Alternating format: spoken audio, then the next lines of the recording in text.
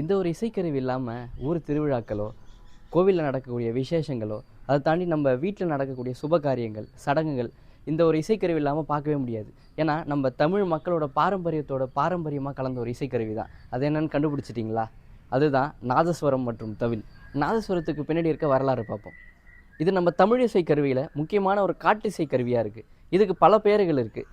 நாயனம், நாகஸ்வரம் அப்படின்னு சொல்லுவாங்க. இது ஆச்சா மரம் அப்படின்னு சொல்லக்கூடிய ஒரு மரத்தால் செய்யப்பட்ட ஒரு இசைக்கருவி. இதுக்கு மேலே இருக்கக்கூடிய ஒரு பகுதி, அதாவது காற்று எழுப்பக்கூடிய ஒரு பகுதியை வந்து சீவாளி அப்படின்னு சொல்லுவாங்க. இந்த பெயர் எப்படி வந்துச்சுன்னு பார்த்தீங்கன்னா, ஜீவ ஒளி, அதாவது நம்ம ஜீவனை கொடுத்து அந்த வழியாக காற்று எழுப்பும் போது அதில் நாதம் பிறக்குது. அதனால் அதுக்கு ஜீவ ஒளி அப்படின்னு பேர். நாளடைவில் வந்து அது சீவாளி அப்படின்னு ஆயிடுச்சு. இந்த சீவாளி வந்து எதில் செய்கிறாங்கன்னு பார்த்தீங்கன்னா, நாணல் அப்படின்னு சொல்லக்கூடிய ஒரு புல் வகையால் செய்கிறாங்க. நாதஸ்வரத்தில் ஒரு சில வகைகள் இருக்குது அப்படின்னு சொல்லலாம். முகவீணை, திமிரி நாயனம், பாரி நாயனம், இடைப்பாரி நாயனம். ஆரம்ப காலகட்டத்தில் அரை அடி நீளத்துக்கு தான் நாயனம் இருந்துச்சு அப்படின்னு சொல்லலாம். அதாவது 5 கட்ட ஸ்ருதி அப்படின்னு சொல்லுவாங்க.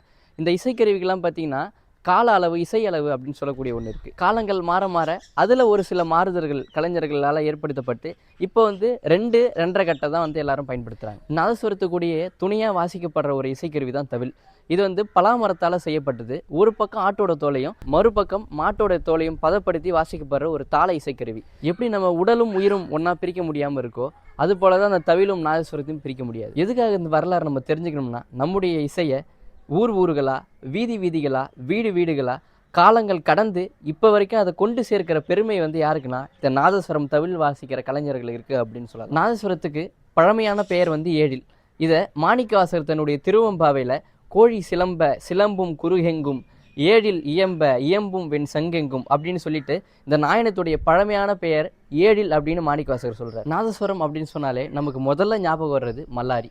இறைவன் புறப்பாட்டப்போ வாசிக்கக்கூடிய மல்லாரி, இறைவன் தேரில் இருக்கும்போது வாசிக்கக்கூடிய மல்லாரி, அதை தாண்டி தாள வகைகள் இருக்கக்கூடிய மல்லாரி அப்படின்னு பல வகைகள் இதில் இருக்குது. இதை ராஜவாத்தியம் அப்படின்னு சொல்லுவாங்க. ஏன்னா தமிழ்நாட்டில் இந்த இசைக்கருவியோட ஓசை கேட்காத இடமே இல்லை அப்படின்னு சொல்லலாம்.